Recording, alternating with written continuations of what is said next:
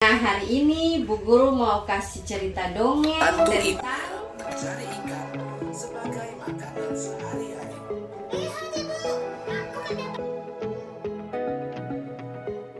Nah, tadi semua sudah nonton video toh? Sudah.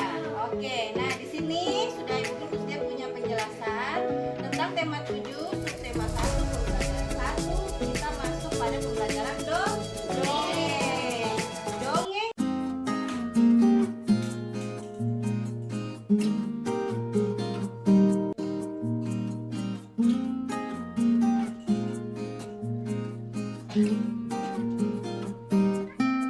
Assalamualaikum warahmatullahi wabarakatuh. Terima kasih dan semangat. Sekali lagi.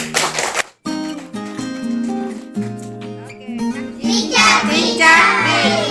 Oh ya, saat dalam hitungan ketiga semuanya menyanyi sama-sama lagu cicak-cicak di dinding. 1, 2, 3.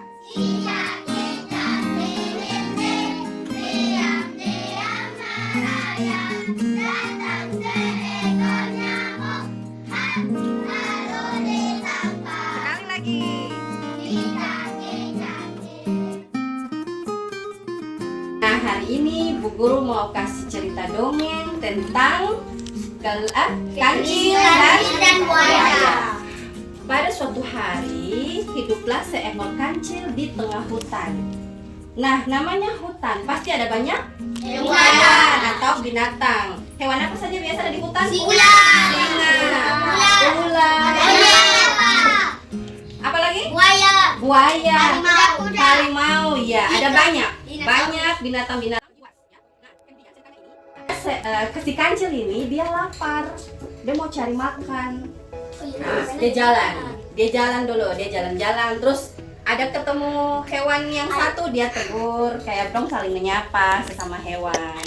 Terus kemudian dia jalan, dia lihat ada suara cik cik cik gitu. Dia intip, ternyata ada 3 ekor anak ayam jatuh di sebuah lubang.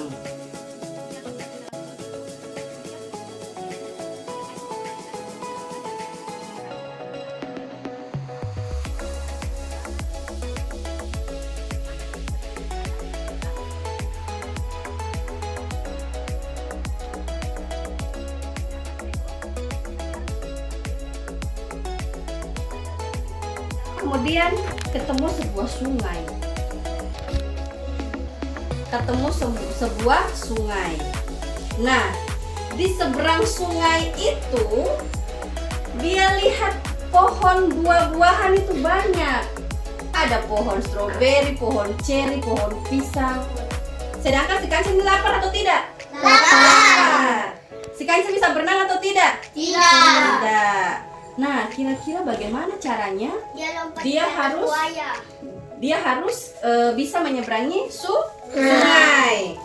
Pada saat kancil mencari-cari bantuan, ada seekor buaya tertidur lelap di balik pohon besar. Lalu buaya bilang, "Hei si kancil, kenapa kamu kasih bangun saya? Kamu tahu saya makan." Langsung buaya marah. Siapa yang marah kalau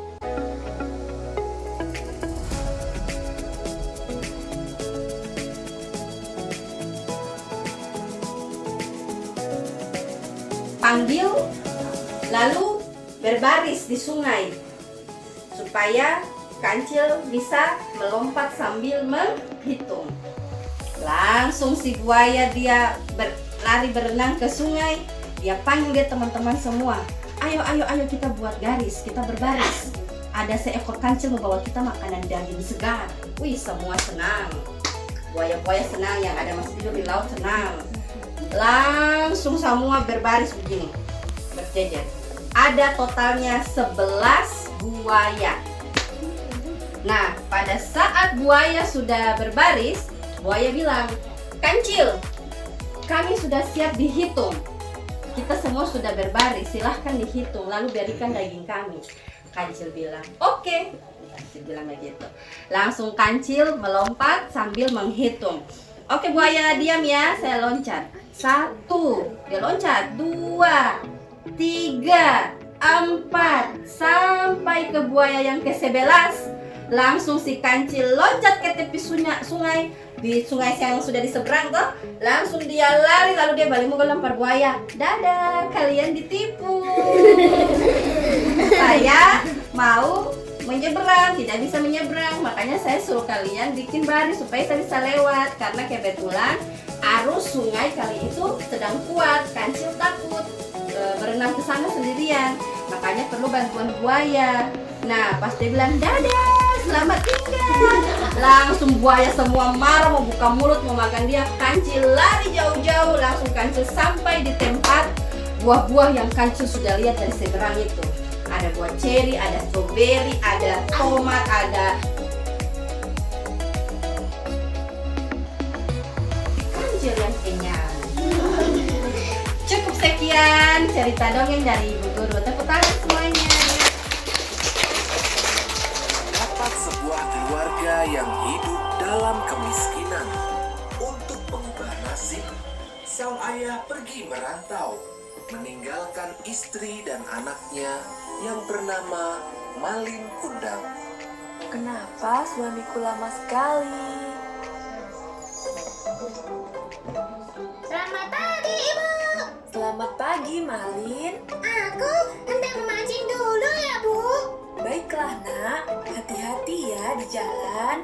Meskipun agak nakal, Malin termasuk anak yang giat.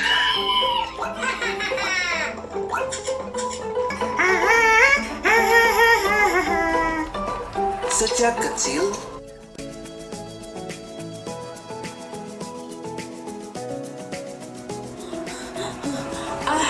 Untung masih sempat. sesampainya di tepian pantai, beberapa orang telah berkumpul menyambut kapal Malin. Kapal Malin terlihat besar dan megah. Ibunya terharu melihat kedatangan kapal tersebut. Ia sudah tidak sabar melihat.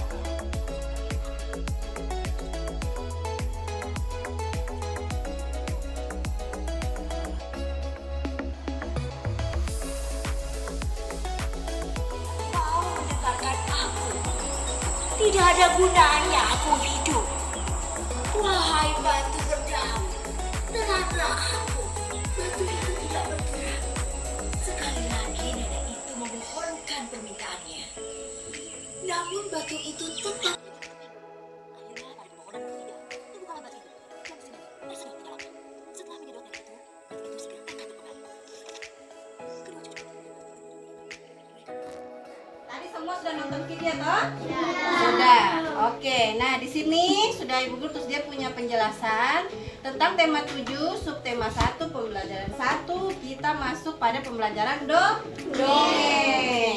Dongeng yaitu cerita yang belum diketahui kebenarannya atau cerita khayalan.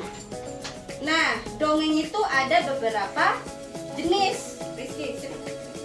Nah, salah satu contoh dongeng di sini adalah dongeng fabel. Dongeng apa itu namanya? Fabel.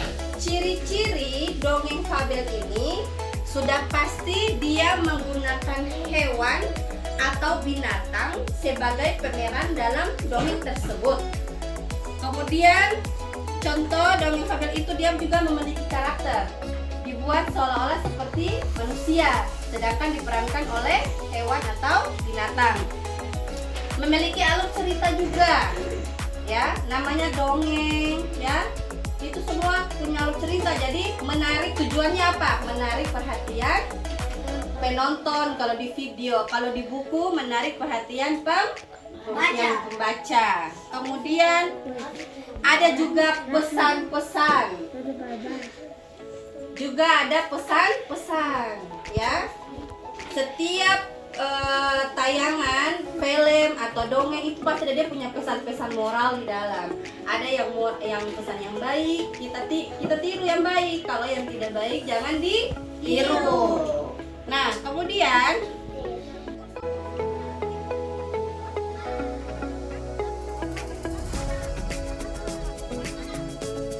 unsur-unsur dongeng dongeng ada empat. Yang pertama tokoh, latar, watak, dan amanat. Nah, penjelasan tokoh. Yang disebut tokoh itu adalah dia punya pemain dalam sebuah cerita itu. Nah, kalau di Malin Kundang, tokohnya siapa saja dalam cerita itu? Malin Kundang dan ibunya. Kalau Batu Badaun, cucu dengan neneknya. Nah, itu yang disebut tokoh cerita. Ya. Nah, kemudian latar. Latar itu tempat. Di manakah latar dongeng tersebut? Yang artinya di manakah tempat cerita tersebut? Maluku. Itu asalnya. Itu berasal dari Maluku. Kalau Malin Kundang tadi latarnya di mana? Dia tinggal di mana? Di mana? Di pesisir pantai. Itu yang disebut dengan latar. Ya, pintar. Tepuk tangan buat Nurul. Berarti Nurul perhatikan. Dan yang ketiga, watak. Watak itu kayak hampir sama dengan karakter. Dia bagaimana karakter pemain di dalam dongeng tersebut. Apakah anaknya nakal kah? Anaknya penurut kah? Anaknya baik? Itu disebut dengan watak atau karakter dari cerita dongeng tersebut. Nah, yang terakhir, amanat. Amanat atau pesan-pesan. Coba siapa yang bisa? Pesan moral apa yang kita bisa ambil dari cerita Malin Kundang?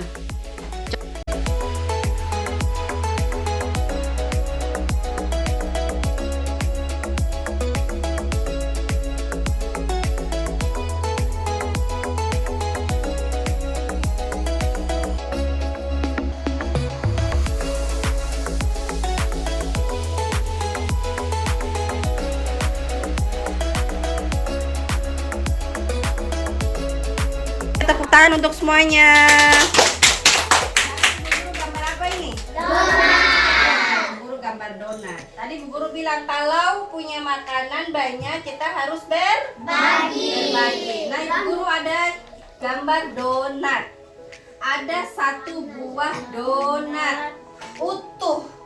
Satu buah donat utuh, belum dibagi-bagi.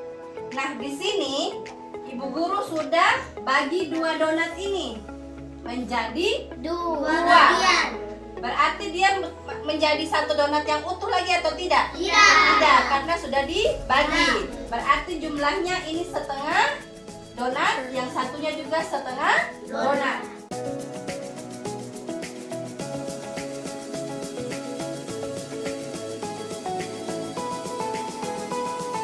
Perdua atau setengah atau seperdua. Kenapa disebut 1/2?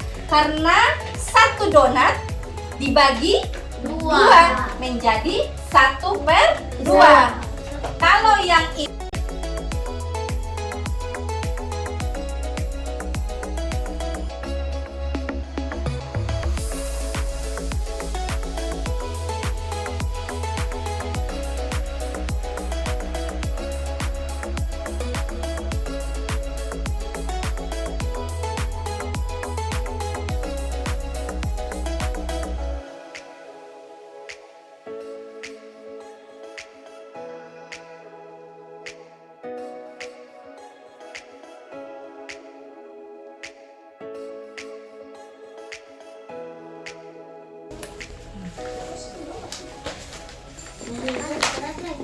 Esta sensación.